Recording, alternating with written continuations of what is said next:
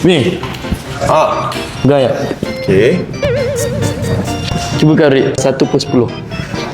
Wangi tu. Aku rate 10-10. Ni perfume apa Mana tahu. Baik tengok sikit. Memang harga dia murah sangat. Sekejap. Pegang ya. Cuba kau rate bau. Wih, ni best ni. Dia punya bau dia ke arah spicy yang tak ganggu hidung. Lepas tu bawaan dia vibe garang bau. Untuk lelaki pakai. Berapa Best, rate? serius best. Rate dia dalam 9-10. Kau. Pegang ya. Apa ni? Cuba kau rate berapa bau perfume ni? Berapa ni sedapnya? Of course lah aku bagi 9.9 per 10. Ini mobil apa? Tak. Musuh Attack? Salah. Ni Jojo punya perfume. Jojo punya bawaan. Wih, sedap. Pasal sedap sangat. 10 per 10 lah.